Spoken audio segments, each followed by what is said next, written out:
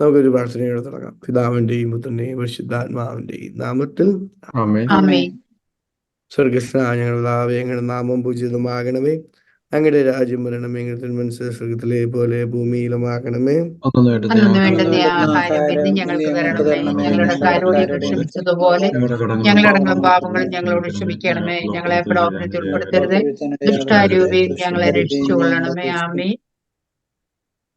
പിതാവിന്റെയും പുത്രന്റെയും പരിശുദ്ധാത്മാവിന്റെ നാമത്തിൽ. ആമേൻ. അതേപോലെ പൊളിഞ്ഞേക്കും. ആമേൻ. ഓക്കെ, നമുക്ക് ഇപ്പം വെളിപാട് പുസ്തകം 7-ാം അധ്യായം നമ്മൾ ചെറുതായിട്ട് സ്കിപ്പ് ചെയ്യുവാണ്. 7 സ്കിപ്പ് ചെയ്യുന്നത് നമ്മൾ ഒരു കൺസിസ്റ്റൻസി പോലെ അങ്ങ് ചെയ്തു പോകാനാണ്. പിന്നെ ബാക്കിയുള്ള കാര്യങ്ങൾ ഡീറ്റെയിൽസിലേക്ക് കുറേ കൂടെ ഒക്കെ പോകാനുണ്ട്. നമുക്ക് പെട്ടെന്ന് തീർക്കാൻ പറ്റുന്ന ഒരു ചാപ്റ്റർ അല്ല 7. പിന്നീട് ഒരിക്കലാണെങ്കിൽ നമുക്ക് വേണമെങ്കിൽ ചെയ്യാവുന്ന ഒരു കാര്യമാണ്. പക്ഷെ നമുക്ക് തൽക്കാലം 8, 9, 10 ഈ 3 ചാപ്റ്റർ തീർക്കാനായിട്ട് നമുക്ക് നോക്കാം. ആരെങ്കിലും ഒന്ന് ആദ്യമത്തെ ഒരു പാരഗ്രാഫ് ഹൈലൈറ്റ് ചെയ്തിരിക്കുന്നത്, അത് 1-ാം അധ്യായം മുതൽ 5-ാം അധ്യായം വരെയുള്ള വാക്യങ്ങളൊന്ന് വായിക്കാം. 8-ാം അധ്യായത്തിന്റെ വെളിപാട്. മുദ്ര പൊട്ടിച്ചപ്പോൾ അരമണിക്കൂറോളം സ്വർഗത്തിൽ നിശബ്ദതയുണ്ടായി. ദൈവസന്നിധിയിൽ നിന്നിരുന്ന 7 ദൂതന്മാരെ ഞാൻ കണ്ടു. അവർക്ക് 7 കാഹളങ്ങൾ നൽകപ്പെട്ടു. മറ്റൊരു ദൂതൻ സ്വർണം കൊണ്ടുള്ള ഒരു ധൂപകലശവുമായി ബലിപീഠത്തിന് മുമ്പിൽ വന്നു നിന്നു. സിംഹാസനത്തിന്റെ മുമ്പിലുള്ള ബലിപീഠത്തിന്മേൽ എല്ലാ വിശുദ്ധരുടെയും പ്രാർത്ഥനയോടൊപ്പം അർപ്പിക്കാനായി ധാരാളം പരിമളദ്രവ്യം അവന് നൽകപ്പെട്ടു. ദൂതന്റെ കയ്യിൽ നിന്ന് പരിമളദ്രവ്യങ്ങളുടെ ധൂപം വിശുദ്ധരുടെ പ്രാർത്ഥനകളോടൊപ്പം ദൈവസന്നിധിയിലേക്ക് ഉയർന്നു. ദൂതൻ ധൂപകലശമെടുത്ത് ബലിപീഠത്തിലെ അഗ്നി കൊണ്ട് നിറച്ചു ഭൂമിയിലേക്ക് എറിഞ്ഞു. അപ്പോൾ ഇടിമുഴക്കങ്ങളും ഉച്ചഘോഷങ്ങളും മിന്നൽ പിണരുകളും ഭൂമി കുലുക്കവും ഉണ്ടായി. ഓക്കെ, നമുക്കറിയാം, നമ്മൾ 6 മുദ്രകളും കഴിഞ്ഞ പ്രാവശ്യം ക്ലാസ്സിൽ തുറന്നായിരുന്നു. അതിനെക്കുറിച്ച് ചിന്തിച്ചായിരുന്നു, ബാക്കിയുള്ള കാര്യങ്ങളെ കുറിച്ചൊക്കെ പറഞ്ഞായിരുന്നു. ഇനിയുള്ളത് എന്ന് പറയുന്നത് യഥാർത്ഥത്തിൽ 7-ാമത്തെ മുദ്ര തുറക്കുവാണ്. 7-ാമത്തെ മുദ്ര തുറക്കുന്നത് ഭയങ്കര ഇമ്പോർട്ടൻ്റ് ആയിട്ടൊരു കാര്യമാണ്. കാരണം വേറെ ഒന്നുമല്ല, ഈ 7-ാമത്തെ മുദ്ര തുറക്കുന്നത് കൊണ്ട് ഇത് കംപ്ലീറ്റ് ചെയ്യുവാണ്. അതായത് മൊത്തം 7 മുദ്രയുണ്ട്. 7-ാമത്തെ മുദ്ര തുറക്കുന്നത് കൊണ്ട് ദൈവത്തിൻ്റെ പദ്ധതിയുടെ അവസാനത്തേക്ക് നമ്മൾ എത്തിത്തീരുകയാണ്. അതുകൊണ്ട് തന്നെയാണ് അത് വളരെ ഇമ്പോർട്ടൻ്റ് ആണെന്ന് നമുക്ക് പറയാൻ സാധിക്കുന്നത്. അവൻ 7-ാമത്തെ മുദ്ര പൊട്ടിച്ചപ്പോൾ അരമണിക്കൂറോളം സ്വർഗത്തിൽ നിശബ്ദതയുണ്ടായി. സ്വർഗത്തിലൊരു നിശബ്ദതയുണ്ടായി എന്ന് തന്നെയാണ് അവർ പറയുന്നത്. ദൈവസന്നിധിയിൽ നിന്നിരുന്ന 7 ദൂതന്മാരെ ഞാൻ കണ്ടു. ദൈവത്തിൻ്റെ അടുത്ത് 7 ദൂതന്മാർ നിൽക്കുവാണ്. അവർക്ക് 7 കാഹളം നൽകപ്പെട്ടു. കാഹളം എന്ന് പറഞ്ഞാൽ നമുക്ക് ഊതുന്ന, അതായത് യഹൂദരുടെ പാരമ്പര്യം അനുസരിച്ച് അല്ലെങ്കിൽ അവർ ഉപയോഗിച്ചുകൊണ്ടിരുന്നതും ആടിൻ്റെ കൊമ്പാണ്. ആ കൊമ്പ് കൂടി ഊതുമ്പോഴാണ് കാഹളം മുഴക്കുക എന്ന് പറയുന്നത്. 7 കാഹളങ്ങൾ നൽകപ്പെട്ടു. മറ്റൊരു ദൂതൻ സ്വർണം കൊണ്ടുള്ള ഒരു ധൂപകലശവുമായി ബലിപീഠത്തിന് മുമ്പിൽ വന്നു നിന്നു. ഓക്കെ, അപ്പം ആ കാഹളം നൽകപ്പെട്ടു. ആ 7 കാഹളങ്ങളുണ്ട്. അപ്പോൾ ഞാൻ പറയാം, 7 മുദ്രകളുണ്ട്. ഇതിൽ 7 മുദ്രകളും തുറന്നതിന് ശേഷം എന്തായി, ഒരു മുദ്രയും കൂടെ തുറക്കാനുണ്ട്. ആ മുദ്രയും കൂടെ തുറന്നപ്പോൾ എന്താണ്, അതിൻ്റെ അകത്ത് ഇവർ കാണുന്നത് എന്താണ്, 7 കാഹളങ്ങൾ കാണുവാണ്. 7 കാഹളങ്ങളും വളരെ പ്രാധാന്യം നിറഞ്ഞ കാഹളങ്ങളാണ്. അതെന്താണെന്ന് നമുക്ക് പതിയെ മനസ്സിലായിക്കോളും. നമ്മളൊന്ന് കാത്തിരുന്നാൽ മതി. എന്തിനെക്കുറിച്ചുള്ള കാഹളമാണെന്നുള്ളത് മനസ്സിലാക്കും. അതിന് പക്ഷെ ചെറിയൊരു സൂചന ഇത് കഴിഞ്ഞ ഉടനെ കിട്ടുന്നുണ്ട്. മറ്റൊരു ദൂതൻ സ്വർണം കൊണ്ടുള്ള ഒരു ധൂപകലശവുമായി ബലിപീഠത്തിന് മുൻപിൽ വന്നു നിന്നു. വചനത്തിൽ ധൂപകലശത്തിന് വളരെയധികം പ്രാധാന്യമുണ്ട്.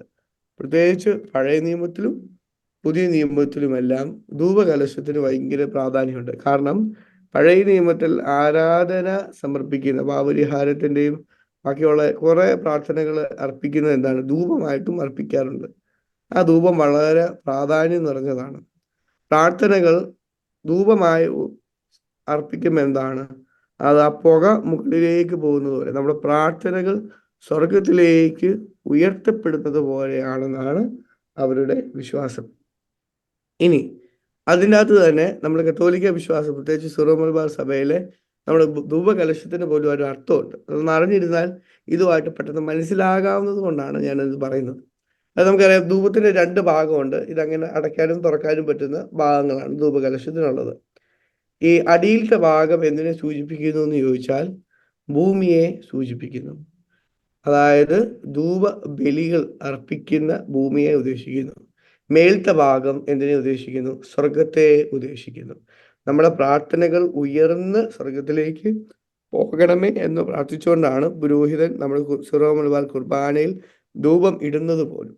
ഞാനിത് പറയാൻ സൂചിപ്പിക്കും കാരണം ഇവിടെ പ്രാർത്ഥനകൾ, വിശുദ്ധരുടെ പ്രാർത്ഥനകൾ, ഭൂമിയിലെ പ്രാർത്ഥനകൾ, മനുഷ്യരുടെ പ്രാർത്ഥനകൾ അവരുടെ ദൈവദൂതന്മാർ അല്ലെങ്കിൽ ഇവിടെ ഒരു ദൈവദൂതൻ ആ പ്രാർത്ഥനകളെല്ലാം ശേഖരിച്ച് ദൈവത്തിൻ്റെ തിരുസന്നിധിയിലേക്ക് കൊണ്ടുപോവാണ്. സിംഹാസനം മുമ്പിലുള്ള ബലിപീഠത്തിന്മേൽ എല്ലാ വിശുദ്ധരുടെയും പ്രാർത്ഥനയോടൊപ്പം അർപ്പിക്കാനായി ധാരാളം പരിമള ദ്രവ്യം അവന് നൽകപ്പെട്ടു. ആ പ്രാർത്ഥനയാണ് അതിൻ്റെ കൂടെ പരിമള ദ്രവ്യമായിട്ട് നൽകുന്നത്. ദൂതന്റെ കയ്യിൽ നിന്ന് പരിമള ദ്രവ്യങ്ങളുടെ ധൂപം വിശുദ്ധരുടെ പ്രാർത്ഥനകളോടൊപ്പം ദൈവസന്നിധിയിലേക്ക് ഉയർന്നു. എന്തുകൊണ്ടാണ് നമ്മൾ ധൂപം ഉപയോഗിക്കുന്നത്? ഭയങ്കര ബിബ്ലിക്കൽ ആയിട്ടുള്ളൊരു പ്രാർത്ഥനാ രീതി ആയതുകൊണ്ട് തന്നെയാണ് ഇപ്പോഴും നമ്മൾ ധൂപകലശം ഉപയോഗിക്കുന്നത്. ദൂതൻ ധൂപകലശം എടുത്ത് ബലിപീഠത്തിലെ അഗ്നി കൊണ്ട് നിറച്ച് ഭൂമിയിലേക്ക് എറിഞ്ഞു. അപ്പോൾ ഇടിമുഴക്കങ്ങളും ഉച്ചഘോഷങ്ങളും മിന്നൽ പിന്നറുകളും ഭൂമി കുലുക്കവും ഉണ്ടായി. അപ്പോൾ അതിൻ്റെ അകത്ത് കുറച്ചെടുത്ത് ദൂതൻ ധൂപകലശം എടുത്ത് ബലിപീഠത്തിലെ അഗ്നി കൊണ്ട് നിറച്ച് ഭൂമിയിലേക്ക് എറിഞ്ഞു. അപ്പം ആ പ്രാർത്ഥനയുടെ ഫലം എന്താണ്? ആ പ്രാർത്ഥനയുടെ ഫലമാണ് യഥാർത്ഥത്തിൽ ആ അഗ്നി എടുത്ത് ഭൂമിയിലേക്ക്, അത് ഉപകലശം ചേർന്ന അഗ്നി എടുത്ത് ഭൂമിയിലേക്ക് എറിഞ്ഞത്. അപ്പോൾ അവിടെ സംഭവിച്ചത് മിന്നൽ പിണറുകളും ഭൂമി ഒഴുക്കവും ഉണ്ടായി. കാരണം എന്താണ്? ദൈവത്തിൻ്റെ വിധി നടപ്പിലാകാൻ പോകുകയാണ്. ഇനി എന്താണ് സംഭവിക്കുന്നത് എന്നുള്ളത് വളരെ ഇമ്പോർട്ടൻ്റ് ആണ്. നമുക്കൊന്ന് വായിക്കാം. ഇതിന് മുന്നോടിയായിട്ട് 7-ാം അധ്യായത്തിലാണ് യേശുക്രിസ്തുവിൻ്റെ വരവ് യഥാർത്ഥത്തിൽ കാണിക്കുന്നത്. നമുക്ക് അവസാനം ചെറുതായിട്ട് 7-ാം അധ്യായം ഒന്ന് കാണിക്കാൻ പറ്റുമെങ്കിൽ കാണിക്കാം. ആരെങ്കിലും ഒന്ന് 6 മുതൽ 13 വരെയുള്ള ഭാഗങ്ങളൊന്ന് വായിക്കാമോ?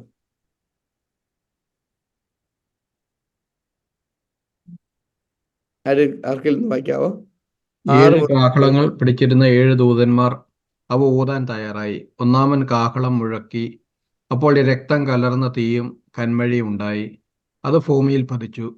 ഭൂമിയുടെ 1/3 ഭാഗം വെന്തിരിഞ്ഞു. വൃക്ഷങ്ങളിൽ 1/3 കത്തിച്ചാമ്പലായി. പച്ചപ്പുല്ല് മുഴുവനും കത്തിയെരിഞ്ഞു പോയി. രണ്ടാമത്തെ ദൂതൻ കാഹളം മുഴക്കി. തീ പിടിച്ച വലിയ മല പോലെ എന്തോ ഒന്ന് കടലിലേക്ക് എറിയപ്പെട്ടു. അപ്പോൾ കടലിന്റെ 1/3 രക്തമായി. ഓക്കെ, നമുക്ക് ആദ്യമത്തെ ഒന്ന് പോയേക്കാം. നമുക്ക് ഓരോന്നായിട്ടൊന്ന് ഇത് ചെയ്തു പോകുന്നതായിരിക്കും പെട്ടെന്ന് എളുപ്പമാകുന്നതുകൊണ്ട് സ്റ്റോപ്പ് ചെയ്താണ്. സോറി. 7 കാഹളങ്ങൾ പിടിച്ചിരുന്ന 7 ദൂതന്മാർ അവ ഊതാൻ തയ്യാറായി. ഒന്നാമൻ കാഹളം മുഴക്കിയപ്പോൾ ഇതൊരു മാലാഖ ചെയ്യുന്നതാണ്. ഇത് ശിക്ഷകളാണ്. അതായത് അന്തിക്രിസ്തുവിന്റെ കാലഘട്ടത്തിൽ ഉണ്ടാകുന്ന ശിക്ഷകളാണ്. ചോദ്യം ചോദിക്കാൻ വന്നതാണോ? ഓക്കെ. അപ്പോൾ രക്തം കലർന്ന തീയും കന്മഴയും ഉണ്ടായി. അപ്പൊ ആദ്യത്തെ ശിക്ഷയായിട്ട് എന്താണ് വരുന്നത്? തീ ലോകത്തിലേക്ക് ഇറങ്ങി വരുന്നതായിട്ടാണ് കാണുന്നത്. അത് ഭൂമിയിൽ പതിച്ചു. ഭൂമിയുടെ 1/3 ഭാഗം, 1/3 ഭാഗം എന്തായി? വെന്തുരിഞ്ഞു, അതില്ലാതെയായി. വൃക്ഷങ്ങളിൽ 1/3 കത്തിച്ചാമ്പലായി. പച്ച പുല്ല് മുഴുവനും കത്തി എരിഞ്ഞുപോയി. നമുക്കറിയാം, നോഹയുടെ പേടകം പണിയുന്ന സമയത്ത് ദൈവം ശിക്ഷ നൽകുമ്പോൾ എന്താണ്? തെരഞ്ഞെടുക്കപ്പെട്ടവരല്ലാതെ ഈ ഭൂമി മുഴുവനെയും എന്ത് ചെയ്തു? ശിക്ഷയ്ക്ക് ഇട്ടുകൊടുത്തു. അതിനൊരു കാരണമുണ്ട്. സൃഷ്ടജാലങ്ങളും മനുഷ്യന്റെ പാപം കൊണ്ട് ശരിക്കും പറഞ്ഞാൽ അതിൻ്റെ ഫലം അനുഭവിക്കേണ്ടതായിട്ട് വരും. അതുകൊണ്ട് തന്നെയാണ് നോഹ തെരഞ്ഞെടുക്കപ്പെട്ട മൃഗങ്ങളെ മാത്രം പെട്ടകത്തിൽ കയറ്റി രക്ഷപ്പെടുത്തിയത്. തീർച്ചയായും ഇനി യേശുക്രിസ്തുവിൻ്റെ വരവിലൂടെ നമ്മളും അനുഭവിക്കാൻ പോകുന്നത് എന്താണ്? ഇത് തന്നെയാണ് എന്നാണ് നമുക്ക് മനസ്സിലാക്കുവാൻ സാധിക്കുന്നത്. രണ്ടാമത്തെ കാഹളം മുഴക്കി. തീ പിടിച്ച വലിയ മല പോലെ എന്തോ ഒന്ന് കടലിലേക്ക് എറിയപ്പെട്ടു. അപ്പം തീ പോലെ ഒരു കാര്യം വന്നു. അപ്പോൾ കടലിനെ 1/3 രക്തമായി. ഇതെവിടെയാണ് നേരത്തെ കേട്ടിട്ടുള്ളത് രക്തമായി തീർന്നു എന്നുള്ളത്? വെള്ളം. ഈജിപ്ത്. എക്സാക്ട്ലി. ഈജിപ്തിലെ യഥാർത്ഥമായ പീഡകളുമായിട്ട് ഇതിന് താരതമ്യം ഉണ്ട്. നമുക്ക് ഇതിന്റെ വചനഭാഗങ്ങളെ കുറിച്ചൊക്കെ ഞാൻ പറഞ്ഞു തരാം. ഞാനിപ്പോൾ പെട്ടെന്ന് പറഞ്ഞു പോകുന്ന ഈ 3 ചാപ്റ്ററും 1 മണിക്കൂർ കൊണ്ട് തീർക്കുന്നത് കൊണ്ടാണ് അതിന്റെ റെഫറൻസ് പറയാതിരിക്കുന്നത്. ഓക്കെ, രണ്ടാമത് ദൂതൻ കാഹളം മുഴക്കി, ഈ പിടിച്ച വലിയ മല പോലെ എന്തോ ഒന്ന് കടലിലേക്ക് എറിയപ്പെട്ടു. അപ്പോൾ കടലിനെ മൂന്നിലൊന്ന് രക്തമായി. അത് കാണിക്കുന്നത് ചിലപ്പോൾ മരണത്തെയും കൂടി ആയിരിക്കും. അതായത് വെള്ളം രക്തമയമായി എന്ന് പറഞ്ഞാൽ എന്താണ് എൻ്റെ അർത്ഥം? അത്രയധികം മരണം ഉണ്ടായി. കടലിലെ ജീവജാലങ്ങളിൽ 1/3 ചത്തുപോയി. 1/3 ഭാഗം കപ്പലുകളും നശിക്കപ്പെട്ടു. മൂന്നാമത് ദൂതൻ കാഹളം മുഴക്കി, അപ്പോൾ പന്തം പോലെ കത്തുന്ന ഒരു വലിയ നക്ഷത്രം ആകാശത്ത് നിന്ന് അടർന്ന് നദികളുടെ 1/3 നീരുറവകളിന്മേലും പതിച്ചു. ഇത് ഓരോന്നും ശിക്ഷയാണ്. ആദ്യമേ വെള്ളത്തിൽ വീണു, കടലിൽ വീണു, അത് കഴിഞ്ഞ് എന്താണ്, നീരുറവയുടെ മേളിൽ വീഴുന്നു. ആ നക്ഷത്രത്തിന്റെ പേര് തിക്തകം. തിക്തകം അത് വീണപ്പോൾ ജലത്തിന്റെ 1/3 തിക്തകമായി. ഈ ജലത്താൽ അനേകം പേർ മൃതരടഞ്ഞു, കാരണം അത് കയ്പുള്ളതാക്കപ്പെട്ടിരുന്നു. കാരണം എന്താണ്? മൃതിയടഞ്ഞു, കാരണം മരണത്തിലേക്ക് പോവുകയാണ്. അതായത് കുടിക്കാനുള്ള വെള്ളം പോലും എന്തായി? വിഷജലമായി മാറുകയാണ്.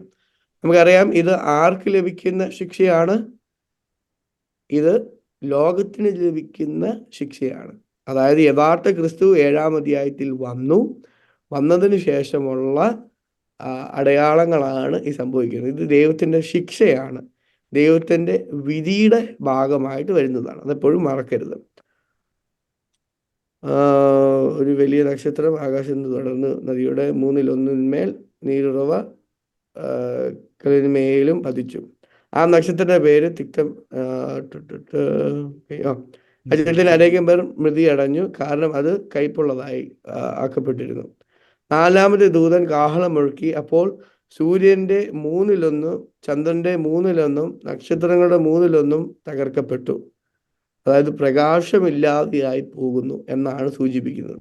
നമുക്കറിയാം, യേശുക്രിസ്തു വരുന്നതിന് മുമ്പ് അത് അന്ധകാരത്തിലേക്ക് പോകുന്നുണ്ട്. പക്ഷെ അതിനുശേഷം എന്താണ്? പിന്നെയും അത് തിരിച്ചു വന്നതിന് ശേഷം എന്താണ്? പ്രകാശമില്ലാതെ, ലോകത്തിൽ ഒരു പ്രകാശവും വെളിച്ചവും ഇല്ലാത്ത രീതിയിലുള്ള ശിക്ഷയിലേക്ക് പോകുകയാണ്. തന്മൂലം അവയുടെ 1/3 ഇരുണ്ടുപോയി, പകലിന്റെ 1/3 ഇരുണ്ടുപോയി. അതുപോലെ തന്നെ രാത്രിയുടെ 1/3. പിന്നെ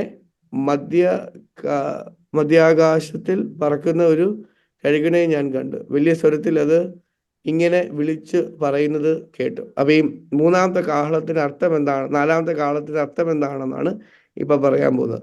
ഇനിയും കാഹളം മുഴക്കാനിരിക്കുന്ന 3 ദൂതന്മാരുടെ കാഹളധ്വനി ഭൂവാസികൾക്ക് ദുരിതം, ദുരിതം, ദുരിതം.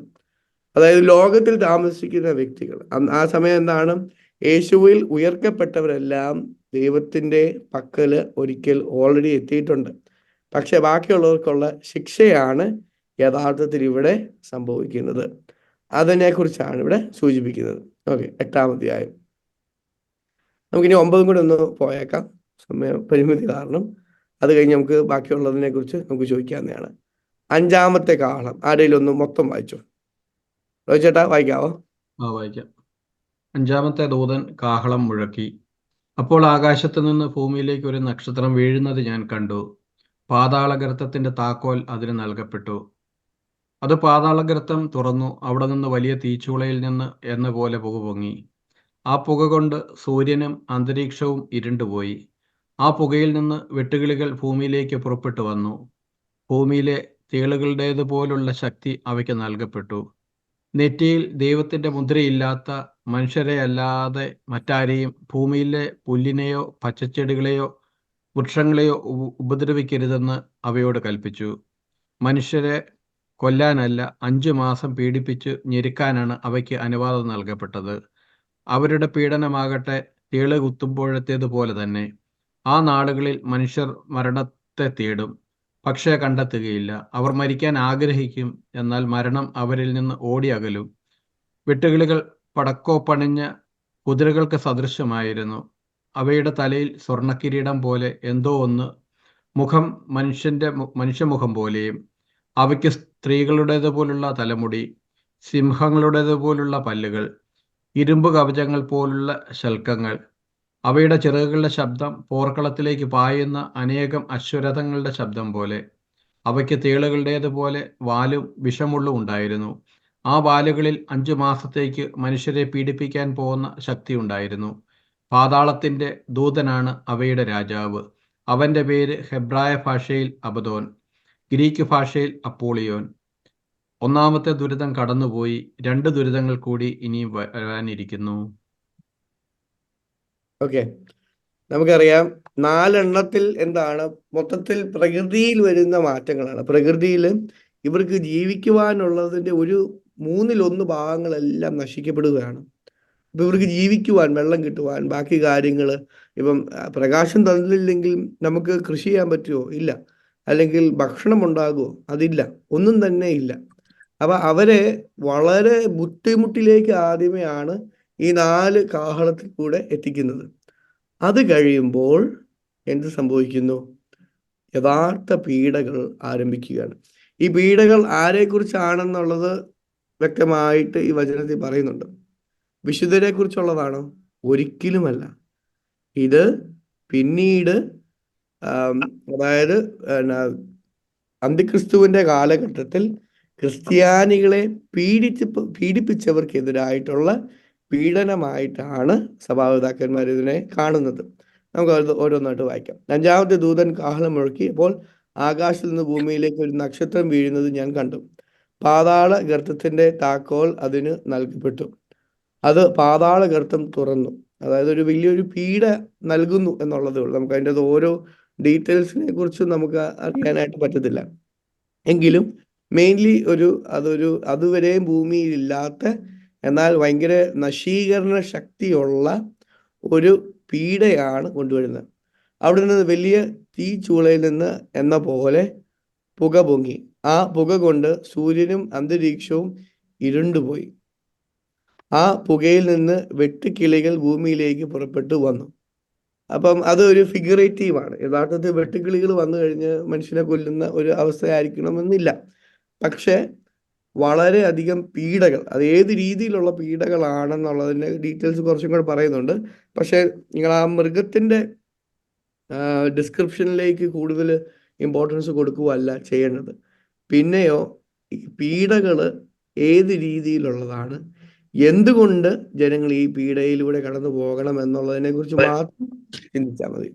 ചോദ്യമുണ്ടോ?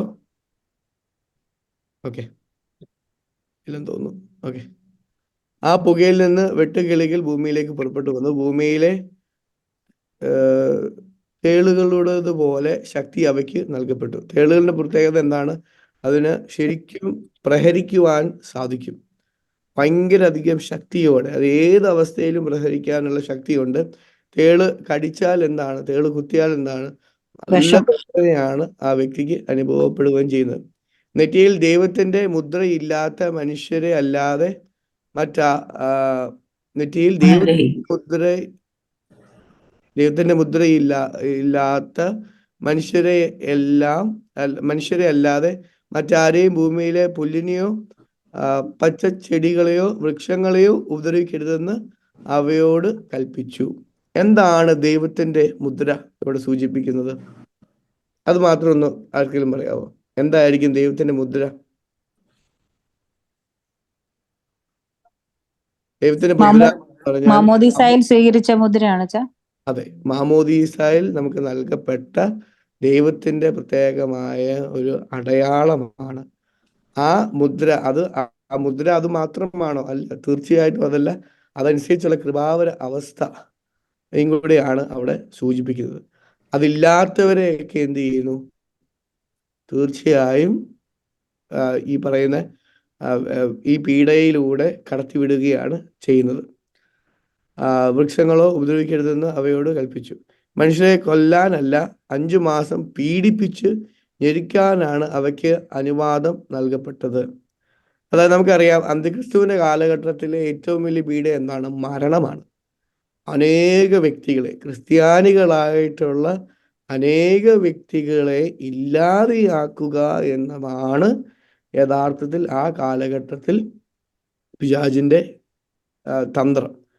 പക്ഷേ ദൈവം വിധി നൽകുമ്പോൾ ദൈവം യഥാർത്ഥത്തിൽ ഈ ക്രിസ്ത്യാനികൾക്ക്, അന്തിക്രിസ്തുവിന്റെ അനുയായികൾ എങ്ങനെയാണോ പീഡിപ്പിച്ചത് അതിന് വിപരീതമായിട്ടുള്ളതാണ് കൊടുക്കുന്നത്.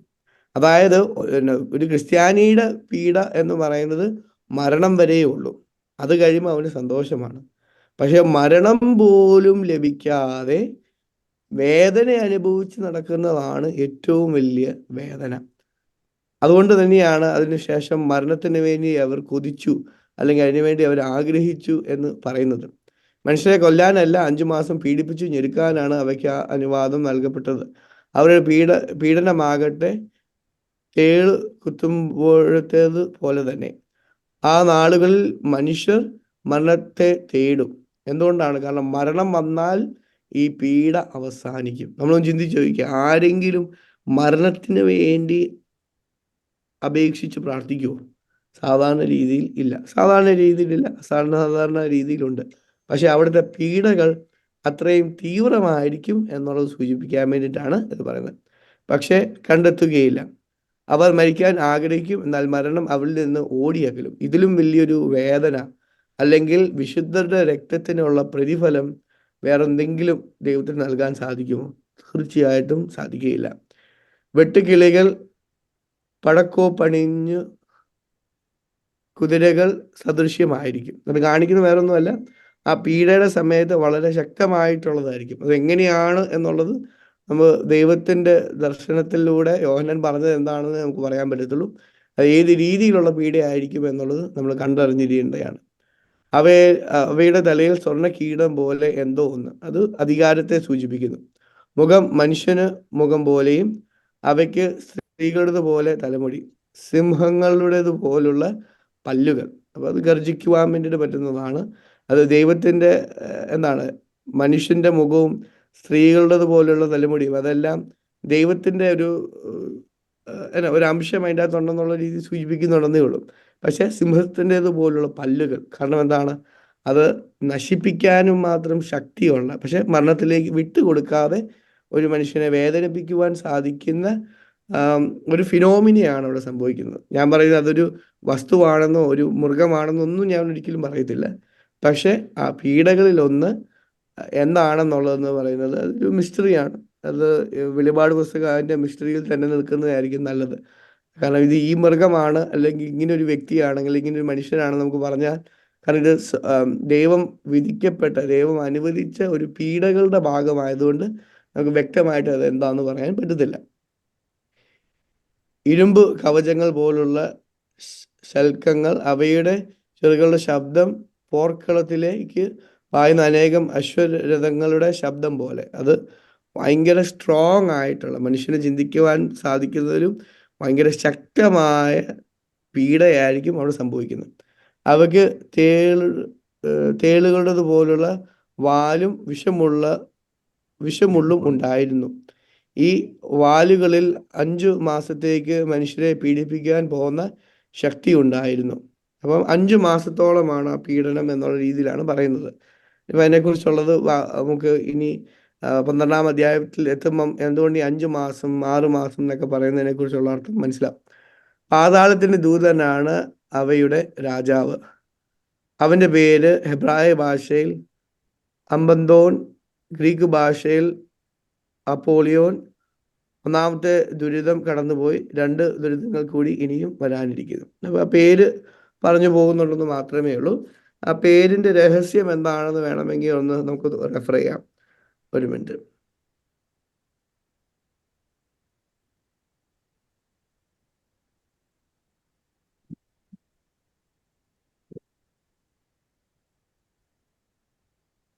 ഡിസ്ട്രക്ഷൻ, വൺ ഹൂ ഡിസ്ട്രോയ്സ്, അതായത് നശിപ്പിക്കുവാൻ വരുന്നവൻ, എല്ലാം നശിപ്പിക്കാൻ ശക്തിയുള്ളവൻ. അതാണ് ഹീബ്രു ഭാഷയിലും ഗ്രീക്ക് ഭാഷയിലും ആ വാക്കിൻ്റെ അർത്ഥമെന്ന് അറിഞ്ഞിരിക്കുക. അപ്പോൾ ഏതോ രീതിയിലൊരു നാശമാണ്. അതെങ്ങനെയാണെന്ന് മനസ്സിലാകുന്ന രീതിയിൽ, അതായത് യോഹന്നാൻ കണ്ടപ്പോൾ യോഹന്നാന് കണ്ട രീതിയിലാണ് പറഞ്ഞത്. അത് അതേപടിയായിരിക്കുമോ നടക്കാൻ പോകുന്നത്? അല്ല, വലിയൊരു പീഡയായിരിക്കും. അതിൻ്റെ ശക്തി സൂചിപ്പിക്കാനാണ് ഈ ഡിസ്ക്രിപ്ഷൻസ് മുഴുവനും യോഹന്നാൻ പറഞ്ഞു പോകുന്നതെന്ന് ഒരിക്കലും മറക്കാതിരിക്കുക. 6-ാമത്തെ കാഹളം ആരെങ്കിലും ഒന്ന് വായിക്കാവോ? 6-ാമത്തെ ദൂതൻ കാഹളം മുഴക്കി. അപ്പോൾ ദൈവസന്നിധിയിലുള്ള സുവർണ ബലിപീഠത്തിന്റെ 4 വളർക്കോണുകളിൽ നിന്ന് ഒരു സ്വരം ഞാൻ കേട്ടു. അത് കാഹളം പിടിച്ചിരുന്ന 6-ാമത്തെ ദൂതനോട് പറഞ്ഞു, യൂഫ്രട്ടീസ് വൻനദിയുടെ കരയിൽ ബന്ധിതരായി കഴിയുന്ന 4 ദൂതന്മാരെ അഴിച്ചു വിടുക. ആ 4 ദൂതന്മാരും വിമോചിതരായി. അവർ മനുഷ്യരിൽ 1/3 ഭാഗത്തെ കൊന്നൊടുക്കുവാൻ നിശ്ചയിക്കപ്പെട്ടിരുന്ന മണിക്കൂറിനും സമയത്തിനും മാസത്തിനും വർഷത്തിനും വേണ്ടി തയ്യാറാക്കി നിർത്തിയിരുന്നവരായിരുന്നു. ഞാൻ കുതിരപ്പടയുടെ എണ്ണം കേട്ടു. 10,000ങ്ങളുടെ 20,000 മടങ്ങ്. ഞാൻ ദർശനത്തിൽ കുതിരകളെയും അവയുടെ പുറത്തിരുന്നവരെയും കണ്ടു. അവയ്ക്ക് തീയുടെയും ഇന്ദ്രനീല കല്ലിന്റെയും ഗന്ധകത്തിന്റെയും നിറമുള്ള കവചങ്ങൾ ഉണ്ടായിരുന്നു. കുതിരകളുടെ തലയിൽ സിംഹങ്ങളുടെ തല പോലെ. അവയുടെ വായിൽ നിന്ന് തീയും പുകയും ഗന്ധകവും പുറപ്പെട്ടിരുന്നു. അവയുടെ വായിൽ നിന്ന് പുറപ്പെട്ടിരുന്ന തീ, പുക, ഗന്ധകം എന്നീ 3 മഹാമാരികൾ മൂലം മനുഷ്യരിൽ 1/3 ഭാഗം മൃതരായി. ആ കുതിരകളുടെ ശക്തി വായിലും വാലിലുമാണ്. അവയുടെ വാലുകൾ സർപ്പങ്ങളെ പോലെയാണ്. അവയ്ക്ക് തലകളുണ്ട്. ആ തലകൾ കൊണ്ട് അവ മുറിവേൽപ്പിക്കുന്നു. ഈ മഹാമാരികൾ നിമിത്തം മൃതരാകാതെ അവശേഷിച്ചവർ തങ്ങളുടെ കരവേലകളെ പറ്റി അനുദപിക്കുകയോ പിശാചുക്കളെ കാണാനോ കേൾക്കാനോ നടക്കാനോ കഴിവില്ലാത്തതും സ്വർണം, വെള്ളി, പിച്ചള, കല്ല്, തടി എന്നിവയാൽ നിർമ്മിക്കപ്പെട്ടതുമായ വിഗ്രഹങ്ങളെയും ആരാധിക്കുന്നതിൽ നിന്ന് പിന്തിരിഞ്ഞോടുകയോ ചെയ്തില്ല. തങ്ങളുടെ കൊലപാതകം, മന്ത്രവാദം, വ്യഭിചാരം, മോഷണം എന്നിവയെക്കുറിച്ച് അവർ അനുദപിച്ചില്ല. ഓക്കെ, നമുക്കറിയാം ഒരു പീഡകൾ നൽകിക്കൊണ്ടിരിക്കുകയാണ്. ആ സമയത്തും ഈ മനുഷ്യരുടെ മനസ്സ് മാറാത്തതിനെ കുറിച്ചും ഒക്കെ അവസരം പറഞ്ഞു പോകുന്നുണ്ട്. നമുക്കറിയാം 5-ാമത്തെ പീഡയിൽ 5-ാമത്തെ കാഹളം ഊതിയപ്പോൾ ഒരു പ്രത്യേക മൃഗം വരുന്നത് കാണിച്ചു. അത് ശക്തി കാണിക്കാൻ വേണ്ടിയിട്ടാണെന്ന് ഞാൻ നേരത്തെ പറഞ്ഞു.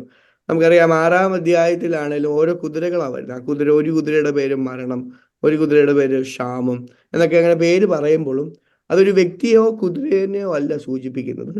സംഭവിക്കാൻ പോകുന്ന ഫിനോമിന അല്ലെങ്കിൽ ഒരു പ്രത്യേകമായ സംഭവം ആണ് ഈ വെളിപാട് പുസ്തകത്തിൽ സൂചിപ്പിക്കുന്നതെന്ന് ഒരിക്കൽ കൂടി ഒന്ന് ഓർമ്മിപ്പിക്കുകയാണ്. അതിനുശേഷം നമുക്ക് ഇതെന്താ പറയുന്നത് നോക്കാം. 6-ാമത്തെ ദൂതൻ കാഹളം മുഴക്കി. അപ്പോൾ ദൈവസന്നിധിയിലുള്ള സുവർണ ബലിപീഠത്തിന് 4 വളർക്കോണുകളിൽ നിന്ന് ഒരു സ്വരം ഞാൻ കേട്ടു. ദൈവത്തിന്റെ സന്നിധിയിൽ നിന്ന് വരുന്ന ശിക്ഷയാണെന്ന് കാണിക്കാൻ വേണ്ടിയിട്ടാണ്. അത് കാഹളം പിടിച്ചിരുന്ന 6-ാമത്തെ ദൂതനോട് പറഞ്ഞു, യൂഫ്രട്ടീസ് വൻ നദിയുടെ കരയിൽ ബന്ധിതരായി കഴിയുന്ന 4 ദൂതന്മാരെ അഴിച്ചുവിടുക. അപ്പം ദൈവത്തിന്റെ ശിക്ഷയ്ക്ക് ദൈവം ശിക്ഷ നൽകുവാനായിട്ടുള്ള 4 ദൂതന്മാരെയാണ്. അവരെ അഴിച്ചു വിടുകയാണ്. എന്തിന്? ശിക്ഷ നൽകുവാനായിട്ട്. നമുക്കറിയാം യൂഫ്രട്ടീസ് എന്ന് പറയുന്ന ആ നദി ബൈബിൾ വെച്ച് നോക്കിയാൽ വളരെയധികം ഇമ്പോർട്ടൻസ് ഉള്ളതാണ്. കാരണം ഉൽപ്പത്തി പുസ്തകത്തിൽ തന്നെ എന്തിനെക്കുറിച്ച് എഴുതുന്നുണ്ട്? യൂഫ്രട്ടീസ് നദിയെക്കുറിച്ച് പറയുന്നുണ്ട്. അതെന്ത് സിംബോളിക്കായിട്ട് പറയുന്നു? ശരിക്കും ആദ്യം മുതലേ തയ്യാറാക്കിയിരിക്കുന്ന ചിലപ്പം പീഡയെ സൂചിപ്പിക്കാനായിരിക്കാം അത് പറയുന്നത്. യൂഫ്രട്ടീസ് വൻ നദിയുടെ കരയിൽ ബന്ധിതരായി കഴിയുന്ന 4 ദൂതന്മാരെ അഴിച്ചുവിടുക എന്ന് പറയുമ്പോൾ ആ 4 ദൂതന്മാരെ വിമോചിതരായി അവർ മനുഷ്യരിൽ 1/3 ഭാഗത്തെ കൊന്നൊടുക്കുവാൻ നിശ്ചയിക്കപ്പെട്ടിരുന്ന മണിക്കൂറിനും ദിവസത്തിനും മാസത്തിനും വർഷത്തിനും വേണ്ടി തയ്യാറാക്കി നിർത്തിയിരിക്കുന്നവരാണ്. അതായത് ദൈവത്തിൻ്റെ ഫോർസൈറ്റിൽ, ദൈവത്തിൻ്റെ അറിവിൽ, ജ്ഞാനത്തിൽ നേരത്തെ ശിക്ഷയ്ക്ക് വേണ്ടി മാറ്റി വെച്ചിരിക്കുന്ന വ്യക്തികളാണ്. അവരെയാണ് അഴിച്ച് ഇപ്പോൾ വിട്ടിരിക്കുന്നത്. ഞാൻ കുതിരപ്പടയുടെ എണ്ണം കേട്ട് 10,000ങ്ങളും 20,000 മടങ്ങ്. അതായത് ആ ശക്തി, ആ മരണത്തിന്റെ ശക്തി വരാൻ പോവാണ്. നമുക്കറിയാം ഇതിന് തൊട്ടു മുൻപ് 5 മാസം മരണത്തിനെ അവർ അന്വേഷിച്ചു. കാരണം പീഡകൾ അത്രയും ഒട്ടും സഹിക്കാൻ മേലാത്ത അസഹനീയമായ വേദനയിലും പീഡയിലൂടെ അവർ കടന്നുപോയി. പക്ഷെ ഇപ്പോഴെന്താണ്?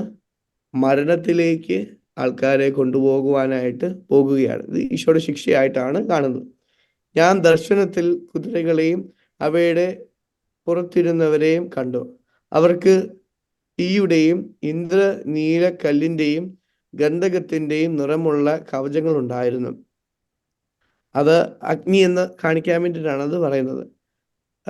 കുതിരകളുടെ തലകൾ സിംഹങ്ങളുടേത് തല പോലെ, അവയുടെ വായിൽ നിന്ന് തീയും പുകയും ഗന്ധകവും പുറപ്പെട്ടു. 3 കാര്യങ്ങളാണ്: തീ, പുക, ഗന്ധകം. ഗന്ധകം എന്ന് പറയുന്ന ഫയർ, സ്മോക്ക് ആൻഡ് ബ്രിംസ്റ്റോൺ. ഇത് 3ഉം എന്തിനെ സൂചിപ്പിക്കുന്നു? നാശത്തെ സൂചിപ്പിക്കുന്നു. കാരണം ഇത് 3ഉം എപ്പോഴും ബൈബിളിൽ ഉപയോഗിക്കുന്നത് എന്തിനാണ്? അവസാന വിധിയിലെ അല്ലെങ്കിൽ ഒരു സ്ഥലത്തെ കംപ്ലീറ്റ് ആയിട്ട് നശിപ്പിക്കാൻ ദൈവം ഉപയോഗിക്കുന്നതായിട്ട് പറയുന്നതാണ്. ചിലപ്പം യഥാർത്ഥമായ തീയും പുകയും ഗന്ധകവും വന്ന് അനേക വ്യക്തികൾ, നമുക്കറിയാം പുക വന്നാൽ എന്താ ചെയ്യാൻ പറ്റത്തില്ല? ശ്വസിക്കാൻ പറ്റത്തില്ല. ഒരു രീതിയിലും ശ്വസിച്ചില്ല, അങ്ങനെ മരിക്കും. തീക്ക് എന്താണ്? അതിനും മരണമുണ്ട്. 3ാമത് എന്താണ്? ഗന്ധകത്തിനും തീർച്ചയായും അതിൻ്റെ പരിണിത ഫലമായി മരണമുണ്ടാകും. അവിടെ വായിൽ നിന്ന് പുറപ്പെട്ടിരുന്ന തീ, പുക, ഗന്ധകം എന്നീ 3 മഹാമാരികൾ മൂലം മനുഷ്യൽ 1/3 ഭാഗം മൃതരായി. മഹാമാരിയാണ് സംഭവിക്കുന്നത്. മനുഷ്യന് ഒരിക്കലും നിയന്ത്രിക്കാൻ മേലാത്ത രീതിയിൽ ഇത് 3ഉം ഉപയോഗിച്ചുള്ള ഒരു ശിക്ഷയാണ് ഇവർക്ക് നൽകുന്നത്. ആർക്കാണ്? അന്തിക്രിസ്തുവിന്റെ അനുയായികളായിട്ടുള്ളവർക്ക് നൽകുന്നത്. ആ കുതിരകളുടെ ശക്തി വാലിലും ആണ്. അവിടെ വാലുകൾ സർപ്പങ്ങളെ പോലെയാണ്. അവയ്ക്ക് തലകളുണ്ട്. ആ തലകൾ കൊണ്ട് അവ മുറിവേൽപ്പിക്കുന്നു. അത് സിംബോളിക്കായിട്ട് ഉപയോഗിച്ചാൽ മതി, അതിൻ്റെ ശക്തി കാണിക്കാനായിട്ട്. കാരണം സർപ്പം എന്താണ്? വളരെയധികം കൊടൂരമായ വിഷമുള്ളതാണ്. ഈ മഹാമാരികൾ നിമിത്തം മൃതരാകാതെ അവശേഷിച്ചവർ തങ്ങളുടെ കരവേലയെ പറ്റി അനുതപിക്കുകയോ പിശാചുക്കളെയും കാണാനോ കേൾക്കാനോ നടക്കാനോ കഴിവില്ലാത്തതും സ്വർണം, വെള്ളി, പിച്ചള, കല്ല്, തടി എന്നിവയാൽ നിർമ്മിക്കപ്പെട്ട വിഗ്രഹങ്ങളെയും ആരാധിക്കുന്നതിൽ നിന്ന് പിന്തിരിയുകയോ ചെയ്തില്ല. സാധാരണ ഒരു വ്യക്തിക്ക് ഇത്രയധികം പീഡ ലഭിക്കുമ്പോൾ എന്തുണ്ടാകണം? മാനസാന്തരം ഉണ്ടാകണം. എന്നാൽ എല്ലാ വ്യക്തികൾക്കും, നമ്മുടെയൊക്കെ സമൂഹങ്ങളിൽ തന്നെ കണ്ടാൽ, എന്ത് സംഭവിച്ചാലും മാനസാന്തരപ്പെടാത്ത ആൾക്കാരെ നമുക്ക് കാണാൻ പറ്റുമോ? തീർച്ചയായും കാണാൻ പറ്റും. ഫറവോയ്ക്ക് നമ്മൾ ചിന്തിച്ചു നോക്കിക്കുക, എത്രയധികം പീഡകളാണ് മോശ ഈജിപ്തിൽ നിന്ന് പുറപ്പെടുന്നതിന് മുമ്പ് കണ്ടത്. ആ പീഡകളെല്ലാം കണ്ട് അതിൽ ചിലതൊക്കെ ഏറ്റുവാങ്ങി വേദനിച്ച് മുറിപ്പെടുമ്പോഴും ഫറവോയുടെ ഹൃദയം എന്ത് ആയി എന്നാണ് പറയുന്നത് വചനത്തിൽ? കഠിനമായി. ദൈവം കൂടുതൽ കഠിനമാക്കി എന്നാണ് പറയുന്നത്. ശരിക്കും പറഞ്ഞു കഠിനമാക്കുന്നതിന്റെ കാരണം എന്താന്ന് വെച്ചാൽ മറ്റൊന്നുമല്ല, ദൈവം കഠിനമാക്കുന്നതല്ല.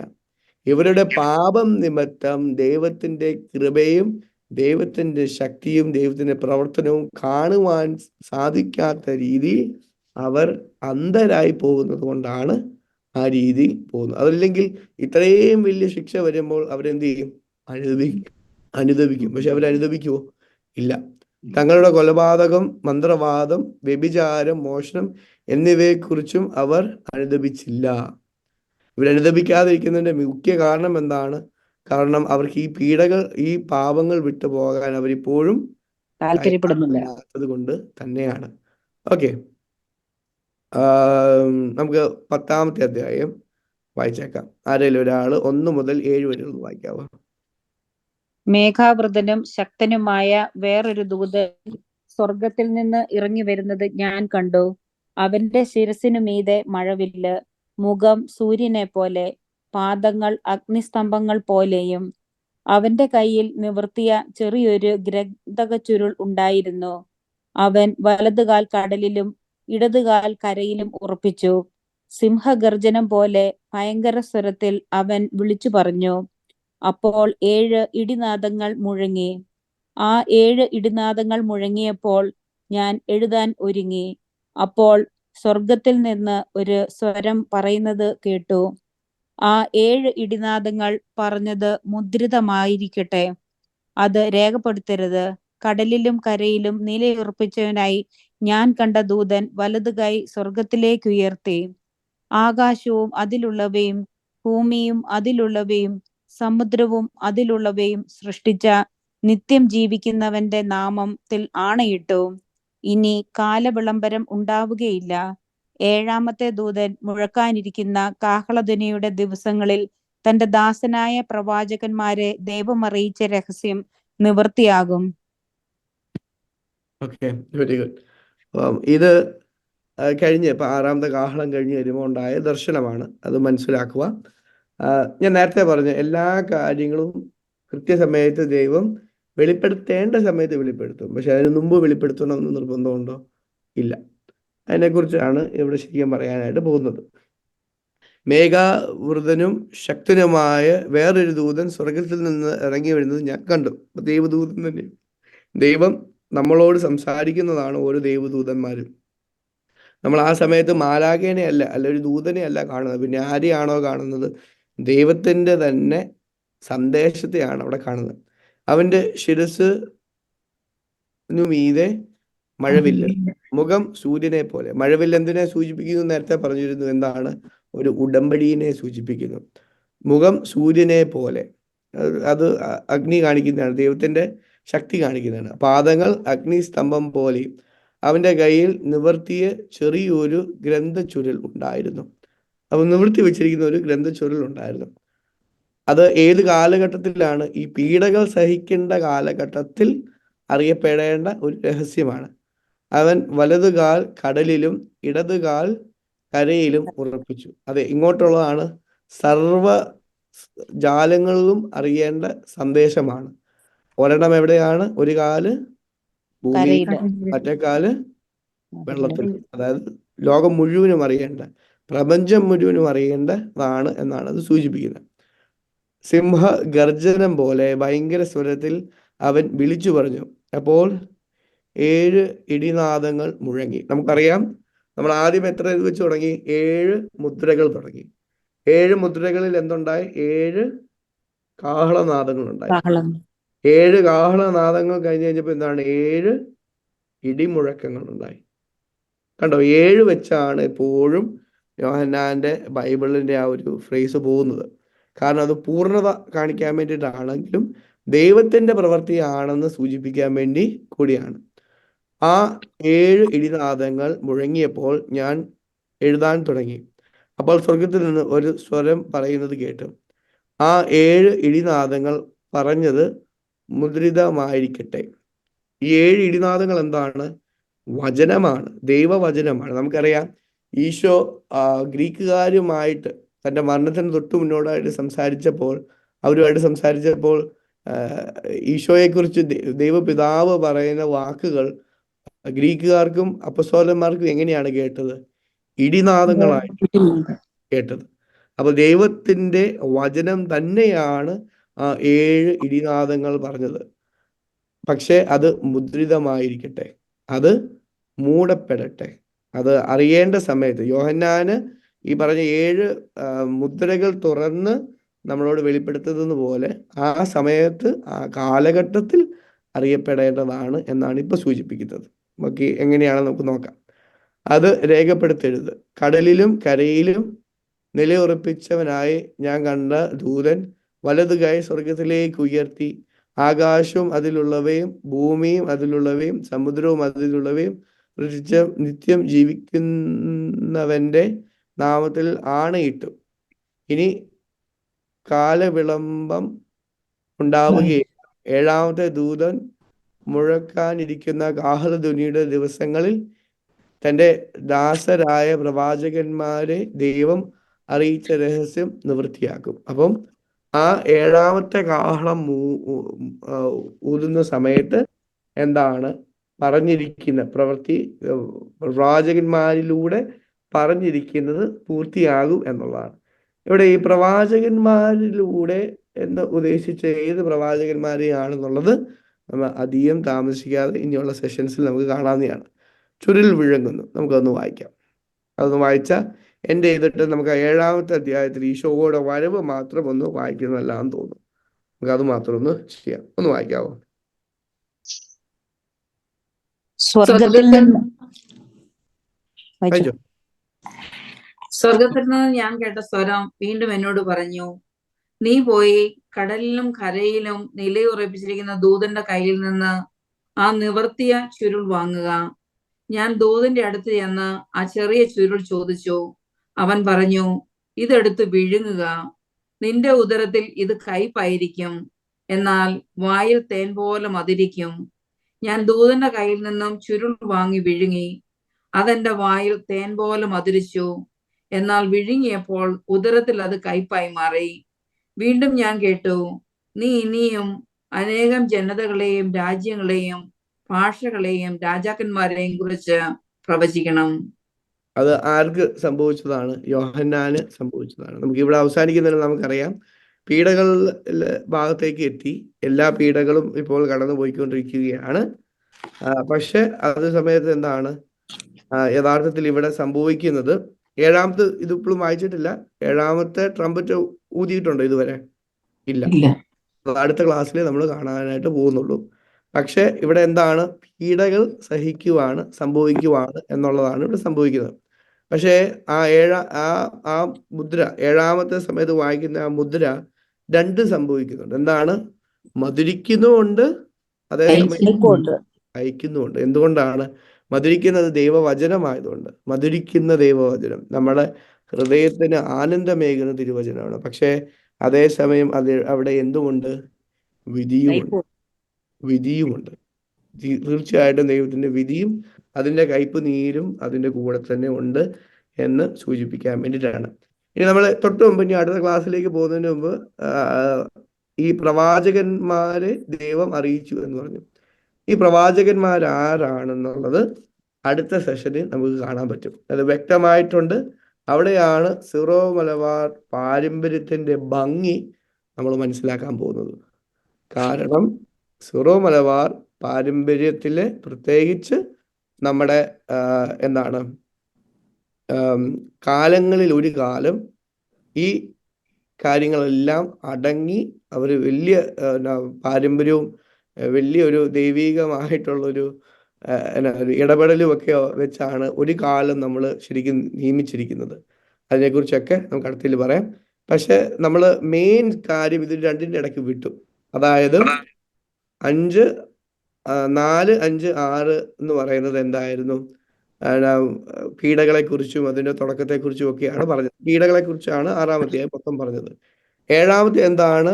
അതായത് അന്തിക്രിസ്തുവിൽ വിശ്വസിച്ചിരുന്നവർക്ക് ലഭിച്ച പീഡകളെ കുറിച്ചാണ് നൽകിയത്. പക്ഷെ 7-ാം അധ്യായത്തിൽ ഒരു ചെറിയൊരു കാര്യം സംഭവിക്കുന്നുണ്ട്. ഇത് രണ്ടും കണക്ട് ചെയ്യുന്ന ഒരു കാര്യമാണ്. അതെന്താണെന്നുള്ളത് 1 മുതൽ 8 വരെയുള്ളത് നമ്മൾ വായിക്കുന്നില്ല. കാരണം അത് നിങ്ങൾ വായിക്കാതിരിക്കുന്നതാണ് നല്ലതെന്ന് എനിക്ക് തോന്നുന്നു. അതുകൊണ്ട് ഞാൻ പറയുന്നില്ല. പക്ഷെ 9 തൊട്ട് 17 വരെയുള്ളതൊന്ന് ആരെങ്കിലും വായിക്കാവോ? ഇതിനുശേഷം ഞാൻ നോക്കിയപ്പോൾ ഇതാ, എണ്ണിത്തിട്ടപ്പെടുത്താൻ ആർക്കും സാധിക്കാത്ത ഒരു വലിയ ജനക്കൂട്ടം. അവർ സകല ജനതകളിലും ഗോത്രങ്ങളിലും രാജ്യങ്ങളിലും ഭാഷകളിലും നിന്നുള്ളവർ.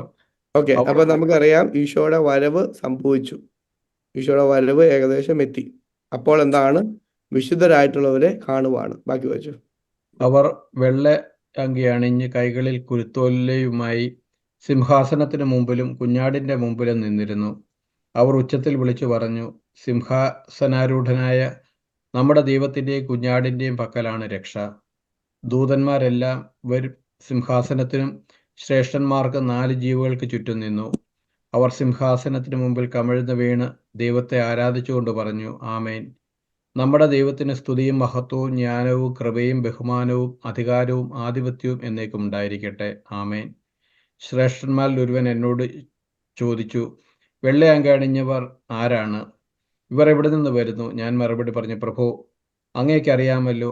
അപ്പോൾ അവൻ പറഞ്ഞു, ഇവരാണ് വലിയ ഞെരുക്കത്തിൽ നിന്ന് വന്നവർ, കുഞ്ഞാടിന്റെ രക്തത്തിൽ തങ്ങളുടെ വസ്ത്രങ്ങൾ കഴുകി വെളുപ്പിച്ചവർ. അതുകൊണ്ട് ഇവർ ദൈവത്തിന്റെ സിംഹാസനത്തിന് മുമ്പിൽ നിൽക്കുകയും അവിടുത്തെ ആലയത്തിൽ രാപകൽ അവിടുത്തെ ശുശ്രൂഷിക്കുകയും ചെയ്യുന്നു. സിംഹാസനസ്ഥൻ തൻ്റെ സാന്നിധ്യത്തിൻ്റെ കൂടാരത്തിൽ അവർക്ക് അഭയം നൽകും. ഇനിയൊരിക്കലും അവർക്ക് വിശക്കുകയോ ദാഹിക്കുകയോ ഇല്ല. വെയിലോ ചൂടോ അവരുടെ മേൽ പതിക്കുകയില്ല. എന്തെന്നാൽ സിംഹാസന മധ്യത്തിലിരിക്കുന്ന കുഞ്ഞാട് അവരെ മേയ്ക്കുകയും ജീവജലത്തിന്റെ ഉറവുകളിലേക്ക് നയിക്കുകയും ചെയ്യും. ദൈവം അവരുടെ കണ്ണുകളിൽ നിന്ന് കണ്ണുനീർ തുടച്ചു നീക്കും. Okay, very good. അപ്പം ഇത്രയേ ഉള്ളൂ. ഞാൻ പറയാം, നമ്മള് ഈശോയുടെ വരവിന് ശേഷം എന്താണ്, പീഡ സഹിച്ചവര് മുഴുവനും പിന്നീട് ഒരിക്കലും വിധിക്ക് പോകുമോ? ഇല്ല. പക്ഷെ ആ വിധിക്ക് എതിരായിട്ട്, അതായത് ദൈവത്തിന്റെ നീതിക്കെതിരായിട്ട് നിന്ന് ഇവരെ പീഡിപ്പിച്ചവരെ ഇതിനു ശേഷം നമ്മൾ 8-ാം അധ്യായത്തിലും 9-ാം അധ്യായത്തിലും 10-ലും അവരുടെ പീഡകളെ കുറിച്ച് നമ്മൾ കേൾക്കുകയാണ്. അവരിനി ഒരിക്കലും പീഡ സഹിക്കേണ്ട ആവശ്യം വരുമോ? ഉറപ്പായിട്ടും വരുന്നില്ല എന്നുള്ളതാണ് പറഞ്ഞ് വന്നത്. ഇപ്പൊ ഇത്രയുമാണ് നമ്മൾ ഏകദേശം 10-ാം അധ്യായം വരെയുള്ളത് കംപ്ലീറ്റ് ചെയ്തിട്ടുണ്ട്.